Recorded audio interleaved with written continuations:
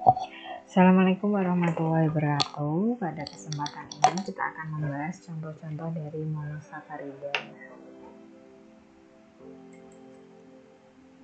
Nah, untuk yang pertama adalah glukosa. Glukosa sendiri merupakan aldehyde sosa karena dia mempunyai gugus aldehyde, gugus ketonnya aldehyde, kemudian terdiri dari 6 atom C. Nah, kita bisa lihat di sini, ini adalah gugus aldehidnya, kemudian untuk jumlah atom C-nya ada 6 ya. Kemudian glukosa ini merupakan dekstrosa karena mempunyai sifat dapat memutar cahaya terpolarisasi ke arah kanan. Nah, jadi di sini untuk glukosa sendiri di alam itu terdapat dalam buah-buahan dan madu lebah. Nah, kemudian untuk darah manusia normal itu mengandung sekitar 70-100 mg glukosa tiap 100 ml darah. Nah, yang perlu kita ketahui bahwa glukosa darah ini dapat bertambah setelah kita makan makanan yang mengandung sumber-sumber karbohidrat. Misalnya kita habis makan nasi, roti dan sebagainya, itu glukosa darah akan meningkat. Kemudian setelah 2 jam dari makan itu, maka jumlah glukosa darah akan kembali pada keadaan semula. Nah, itulah mengapa ketika kita misalnya mau melakukan uji darah, misalnya untuk mengetahui kadar gula darah dan sebagainya, kita disarankan untuk puasa, sehingga nanti tidak mempengaruhi untuk pembacaan ya kadar gula darahnya. Nah, kemudian untuk penderita diabetes mellitus sendiri atau kencing manis ini, jumlah glukosanya itu lebih besar, glukosa darahnya itu lebih besar daripada 130 mg per mililiter darah.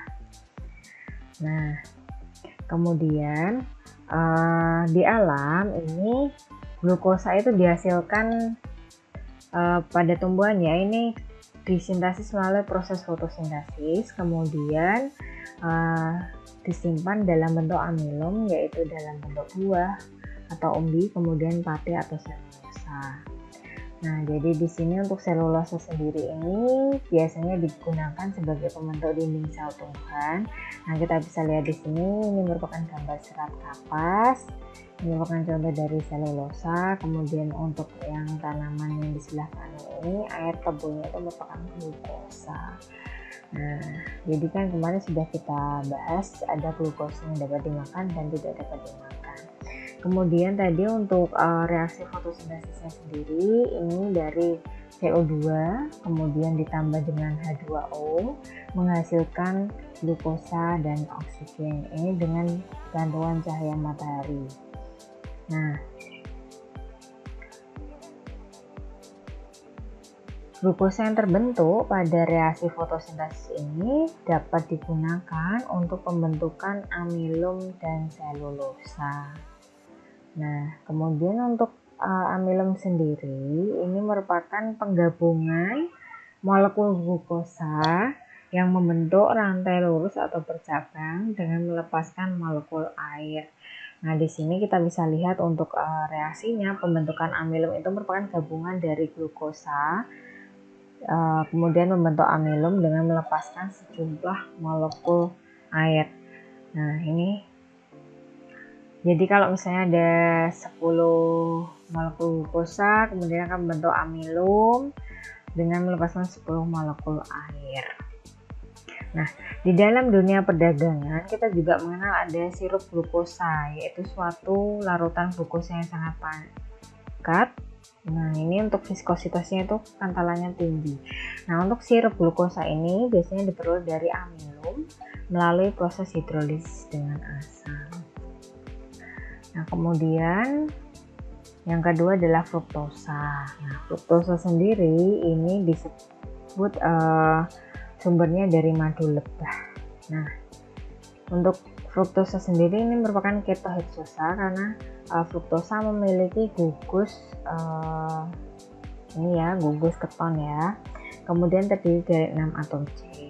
Nah, dan juga ini mempunyai sifat memutar cahaya terpolarisasi ke kiri, jadi disebut sebagai levulosa. Nah, pada umumnya ini untuk fruktosa sendiri ini mempunyai rasa lebih manis daripada glukosa. Nah, untuk fruktosa sendiri nanti bisa kita bedakan itu menggunakan reaksi Seliwanov ya. Oke, jadi dapat dibedakan itu menggunakan reagen Seliwanov. Nah, ini dapat menggunakan reagen Seliwanov.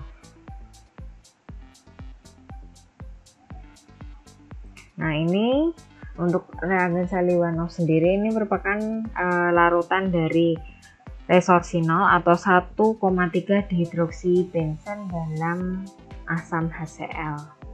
Nah, jadi pada reaksi ini nanti fruktosa akan diubah menjadi hidroksimetilfurfural, kemudian bereaksi dengan resorsinol membentuk senyawa yang berwarna merah. Jadi ini positif mengandung sukrosa jika terbentuk larutan berwarna merah.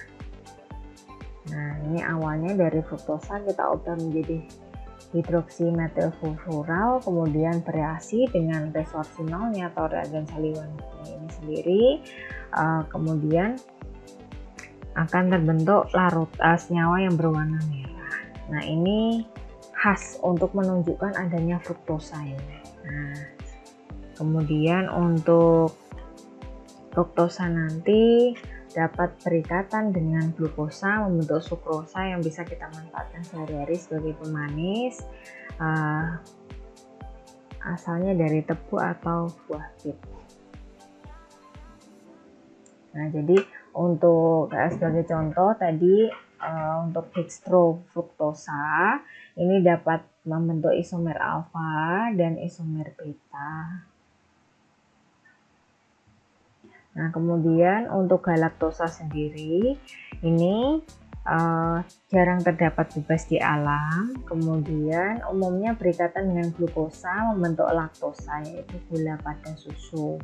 Nah, ini mempunyai rasa kurang manis dibandingkan glukosa dan kurang larut di dalam air. Nah, galaktosa sendiri ini mempunyai sifat memutar bidang cahaya terpolarisasi ke kanan.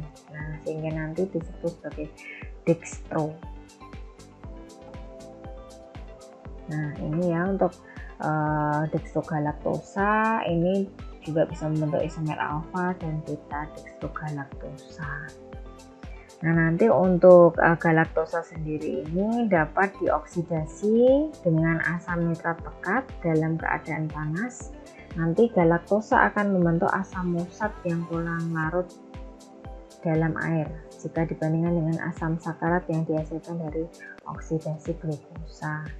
Nah, ini untuk pembentukan asam musat ini dapat dijadikan untuk mengidentifikasi galaktosa karena kristal asam musat ini dapat dimurnikan dan diketahui bentuk kristal maupun detail elektronnya.